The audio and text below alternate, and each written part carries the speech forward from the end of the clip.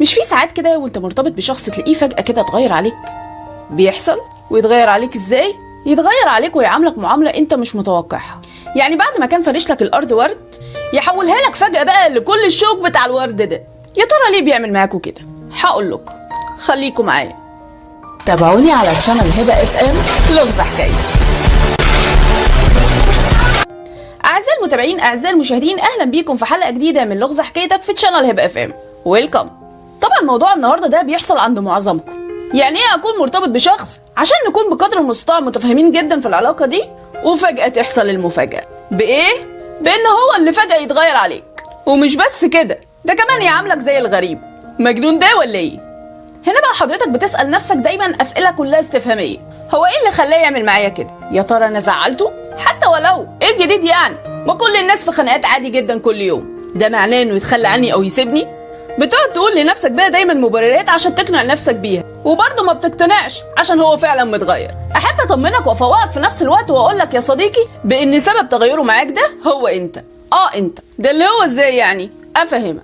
اولا حضرتك اكيد بلا شك طبعا كنت بتعامله حلو وحلو جدا كمان، وبعدها بقى ضيف عليها التنازلات الكتيره اللي حضرتك بتقدمها او اللي تقريبا ما بتقدمش غيرها. ما هو ده من وجهه نظرك الاهتمام، بس غلط. مش كده، ده اكيد مش صح. معلش بقى يا صديقي، تعالى على نفسك شويه واسمعني، ومعلش برضو غير لغه الاهتمام بتاعت سيادتك دي عشان اكيد ان هي مش صح. واسمع بقى اللي هقوله لك ده عشان هو ده اللي هيجيب من الاخر، ده لو عايز يعني تستمر في علاقتك بشكل شيك. طب ممكن بقى نسخن الحلقه بلايك، سبسكرايب، كومنت شيك. فين الكلام ده؟ مش شايفه حاجه. المهم تعالى نتفق الاول مبدئيا كده اننا ما ناخدش الموضوع على نفسيتنا قوي. يعني اعتبر علاقتك دي مجرد تجربه، يعني وارد برضو انها تنجح او تفشل، فعشان كده عاوزاك تتعامل معاها على انها جيم في حياتك.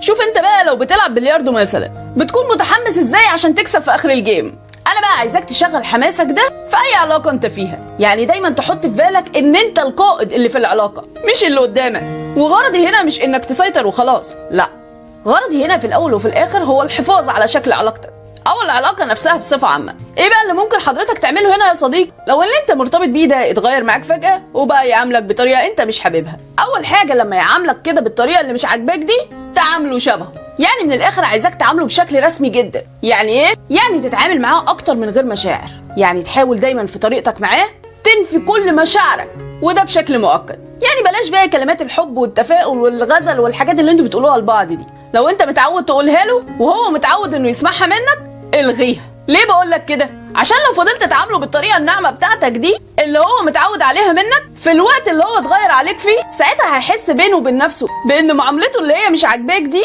هي دي اللي جابت نتيجه معاك وخلتك تتعامل معاه بشكل احلى. فاللي هيحصل هنا تلقائيا منه كالاتي: بان هيزود الجرعه اكتر، بانه يعاملك اوحش. عشان كده بقول لك اول ما تلاقيه بيتفرد عليك شويه، قول له كش ملك وعامله بشكل رسمي زي البدايات. فاكرها؟ اكيد فاكر. ارجع لها تاني بقى، مش خساره فيه. تاني حاجه بقى لازم حضرتك تعملها لو اتغير معاك فجاه، تقطع كل اخبارك عنه وفجاه. يعني ما تخلوش يعرف اي حاجه عنك. يعني لو متعود يعرف عنك تفاصيل يومك، خليه يكتبك في كشكول وغياب. لو بعت لك مسج واتساب يقول لك انت فين، رد عادي بس ما تريحوش، قول له في الدنيا وانت كده بقى. تعرف تشيل الفيشه؟ اعمل كده. هو احنا مش تحت امره؟ لو بنقول حاضر ونعم ومش رايحين عشان ما تزعلش، تتحول انت بقى هنا وتتمدى فيها وتشوف نفسك وزير الوزراء ساعتها، وفي الاخر كمان ما بنعجبش وبنطلع غلطانين.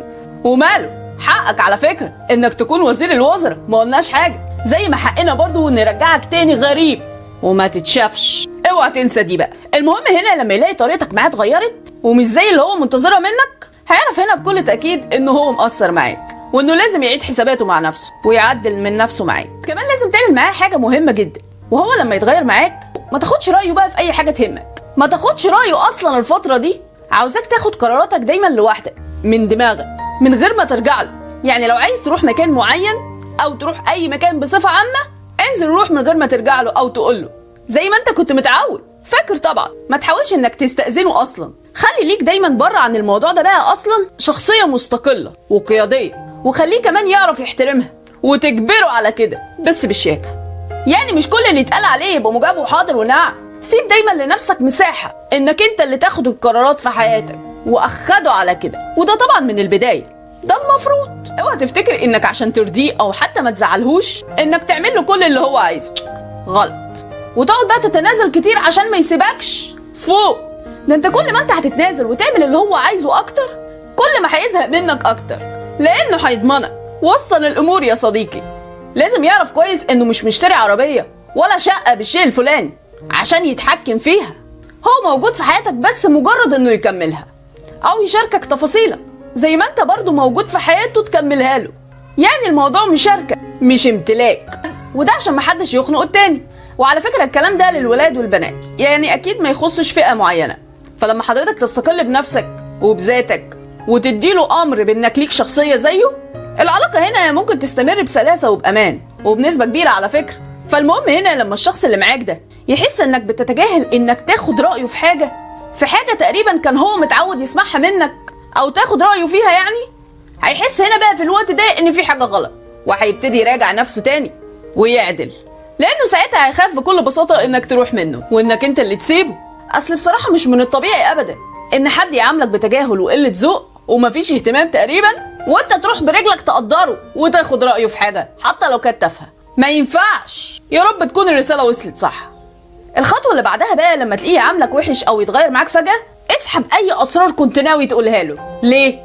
لانه بمجرد انه عرف اي سر عنك، ده معناه انه عرف مفتاح من مفاتيحك يا برنس، فهنا هيعرف يلعبك بيها عشان تفضل لاجئله وماسك فيه. وهو للاسف اللي هيكون متحكم بشكل كبير جدا في كل مشاعرك، يعني هو اللي هيحركك لمين شمال، ده غير انه هو اللي هيكون ضمنك، وطالما ضمنك انت عارف الباقي بقى. فبلاش بقى توصله مرحله الضمان دي. اما بقى الخطوه اللي بعد كده، بلاش حضرتك تدخل او تبدا معاه اي مرحله فيها لوم او عتاب. يعني بلاش انت اللي تروح تعاتبه او تلومه على انه مثلا بطل يكلمك كتير او اتاخر في الرد عليك او بطل يهتم بيك. بلاش تروح تبدا معاه انت باللوم او بالعتاب. عزز من نفسك شويه، وده اكيد في مصلحتك. امال نعمل ايه؟ اقولك، خليك في انتظار دايما اللحظه اللي هيجي هو اللي يلومك فيها. من الاخر خليه هو اللي يجي يلومك، مش انت اللي تروح تلومه. بس لما يجي يلومك ويعاتبك، اوعى تسمح له ان هو اللي يعيش عليك الدور او دور الضحيه ويقلب الترابيزه عليك كالعاده. امال تعمل ايه؟ بسيطه، ترد عليه برد بسيط قوي وتقول له، بس وانت بتقول له ترد بهدوء بتقل، وقول له انت السبب، انت اللي اضطريتني اتعامل معاك كده. انا كل اللي انا عملته اني عملتك بنفس طريقتك بس كده. شفت قلتها له ازاي؟ انا عايزاك تقولها بالطريقه دي من غير توتر ونرفزه ولا لوم كتير، بالراحه. وقول له كمان لو مش عاجباك طريقتي دي، يبقى اكيد برضو ما كانتش عاجباني طريقتك اللي انت عملتها لي في الاول او في الفتره الاخيره. وخليك فاكر اني قلت حافظ على طريقه هدوءك في كلامك اثناء معاتبتك ليه، وقصدي لما هو اللي يجي يلومك مش انت اللي تروح تلومه، عشان انا عارفه. اما بقى الخطوه الاخيره لما يتغير معاك هتعملها معاه، تخليك ذكي بقى وتعمل دايما اللي على مزاجك. بلاش تمشي طول الوقت على القواعد اللي حضراتكم كنتوا حاطينها في بدايه العلاقه، لان لما يشوف انك خالفت قواعده دي اللي انتوا كنتوا كاتبينها سوا، هنا هيبدا يفهم بانك خلاص خرجت وبرأت نفسك منها، ومش مطالب منك اصلا انك تنفذ حاجه كانت المفروض ان هي على هواه. من الاخر لما تلاقي اللي قدامك اتغير عليك كده وبدا يشوف نفسه عليك بقى، يبقى راجع نفسك انت بقى وفوق، وفكر في مصلحتك حتى لو القرار ده كان فيه شويه اوجاع وصدمات وصعوبات. اصل من الاخر برضو الشخص اللي بيوجعك ده هو نفس الشخص اللي ما ينفعش تحبه اصلا او تعافر معاه وتكمل، لانه اكيد اناني وفكر كمجرد فكره بس بانه يروح يضايقك بجد. فياريت بقى يا صديقي تحافظ على الجزء اللي فاضلك واهرب قبل ما تغرق نفسك بقى اكتر من كده. بس قبل ما تهرب لازم تاخد حقك بس بالطريقه، وبعدها امشي.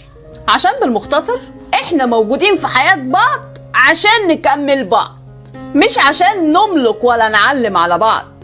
فهمت يا صديقي؟ Thank you for watching. اتمنى بقى ما تنسانيش باللايك والشير. انا هبه جابر، استنوني في لغز وحوار جديد في لغز حكايتك. See you.